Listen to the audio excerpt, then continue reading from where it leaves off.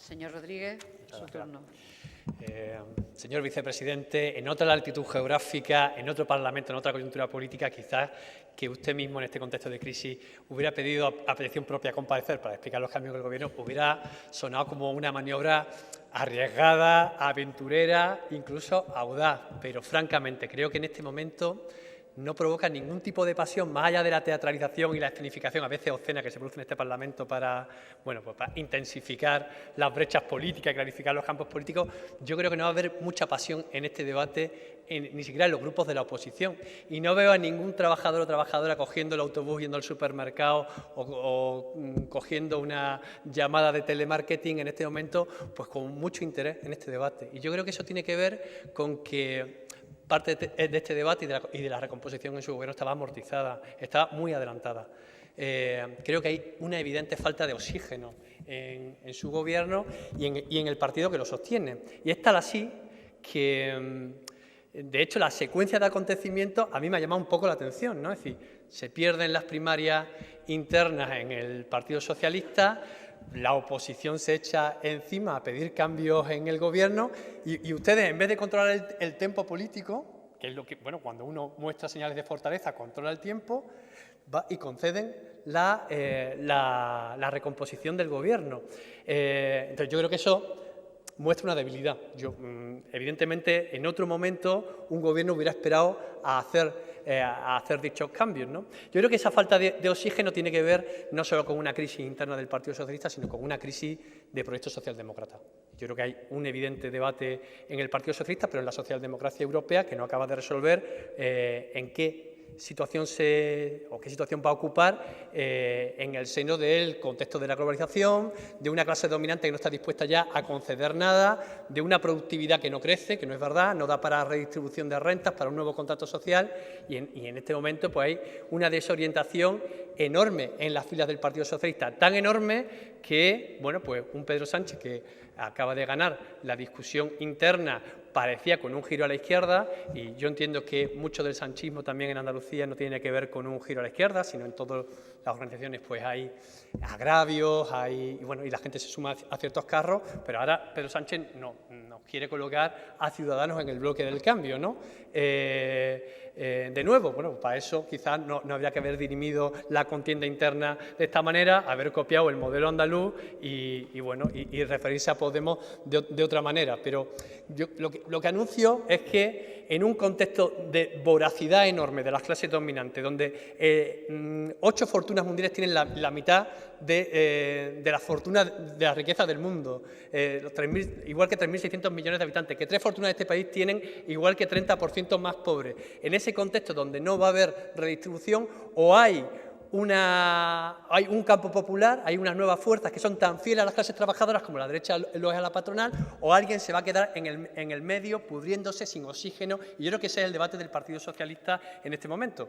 Por eso yo creo que era muy evidente que hay un efecto cansancio que se notaba mucho en el afuera y que ni siquiera, y hemos tenido ya esta discusión también en Presidencia, la connivencia con los medios de comunicación, con determinadas agencias de prensa, con los contratos de publicidad, ni siquiera hoy los medios de comunicación son capaces de vender los éxitos del Gobierno de Susana Díaz en los 2 últimos años. No hay ninguna gran ni audaz propuesta que recuerde a la ciudadanía. Uno va viendo encuestas y no hay ninguna gran medida que recuerde a nadie allende las fronteras de este Parlamento. Y yo creo que tiene que ver con dicha asfixia, ¿no?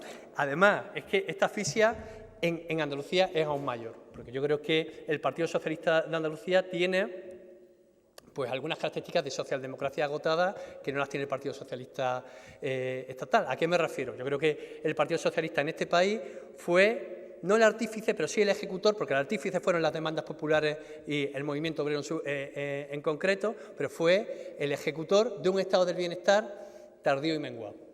Tardío porque llegó tarde en comparación al resto de Europa, porque aquí vivimos la larga noche del franquismo, y menguado porque pues los derechos adquiridos en este país fueron menores en comparación al resto de Europa y porque también tardamos un poco en desmontarlo. Es decir, ya en los años 90 Felipe González estaba argumentando a favor de las privatizaciones, la desregulación laboral, la pérdida de derechos laborales, para no llevarnos a eufemismo, en el seno de la globalización, la nueva jet set ¿no?, que se incorporaba a las élites económicas, periodísticas y sociales que convivían y que generaban opinión.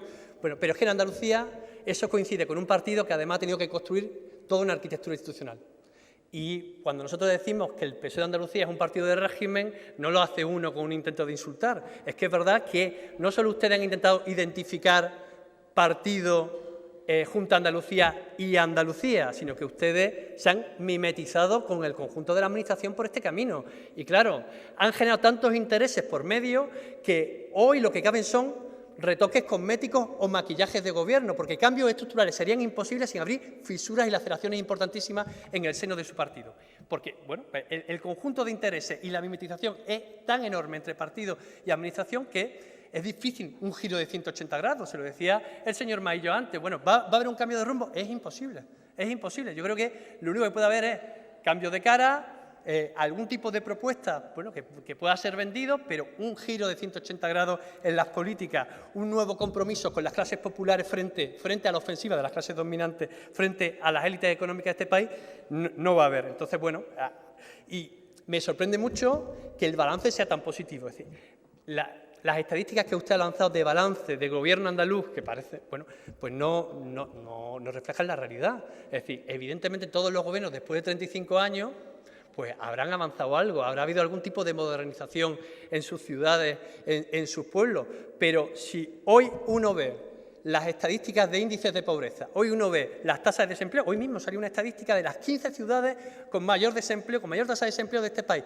13 eran andaluzas. Seguimos teniendo los mismos diferenciales que teníamos en relación al resto del país hace 35 años, los mismos. Entonces, después de 35 años, ¿cuál es el balance de política socialdemócrata en este país? Yo creo que eso es lo que hay que poner, y creo que ha hecho usted un ejercicio de optimismo de la voluntad que no se aviene con la realidad, señor vicepresidente.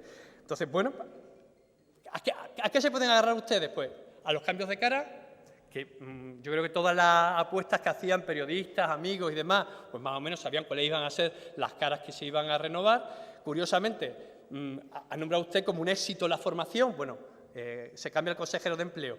Saca pecho con la educación, cambia la consejera de Educación. Ha nombrado no sé cuántas medidas en materia de sanidad y cambia el de sanidad. Yo no sé, o sea, habría que haberlos entonces mantenido en sus posiciones, pero lo que ha hecho es, bueno, rápidamente cambiarlos, ¿no? Yo creo que, bueno, si están ustedes dispuestos a escuchar a la oposición y a cambiar el gobierno cada vez que se lo solicitemos, bueno, pues no hubiera estado también mal, no hubiera estado mal cambiar al consejero de Fomento si sigue sin alcanzar la ejecución de las materias prometidas, ¿no? Es decir, en materia de rehabilitación, en materia de alquiler, seguimos estando pues muy parados y, bueno, y el consejero de Medio Ambiente podríamos hacer un balance en algún momento sobre la situación ambiental de Andalucía. La segunda cosa que ustedes pueden hacer, si no van a dar un giro de 180 grados, es encomiarse a la consejera de Economía, que es una de las caras potentes de su gobierno, a que redistribuya un poco en un ciclo expansivo fiscal donde va a haber más gastos. Y yo creo que ustedes están encomiados a eso, como se podrían encomiar a un santo, ¿no?, a que haya más gastos en los próximos presupuestos.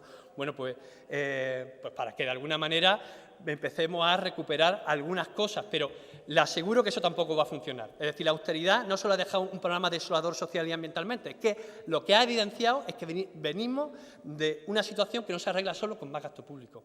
Es decir, la dimensión de apropiación de riqueza de una minoría, de los privilegios de una minoría, no se va a arreglar con un poquito más de expansión fiscal. Eso no va a ser así. También de que nosotros apoyemos ciertas medidas y demás. Y lo tercero, ustedes se agarran, y lo ha dicho usted, al crecimiento económico, ¿no? Bueno, pues el crecimiento económico no se va a traducir en empleo y en igualdad de renta. Con este marco laboral, no. Y ustedes han sido también corresponsables de este marco laboral y no solo ha sido el Partido Popular, ustedes han sido corresponsables de reformas laborales durísimas también en este país. Y con este marco laboral, el crecimiento económico, dejen de leer los manuales caducos, oxidados, keynesianos, que no valen para nada, va a ser muy aburrido, pero porque ya no hay una traducción directa entre crecimiento, empleo y sobre todo entre crecimiento y renta. No lo va a haber. Ante este contexto, bueno, pues me hubiera gustado hablar un poco de las nuevas caras. Nosotros vamos a apoyar, bueno, pues algunas de las medidas que usted ha anunciado, pero vamos a tener serias dificultades en apoyar el continuismo, ¿no? Es decir, vamos a ser oposición dura como lo hemos sido hasta ahora, porque lo que se anuncia es continuismo. Y para terminar, que me quedan 6 segundos, saludamos que la memoria se desplace a presidencia. Nos parece... Muchas gracias, señor Rodríguez.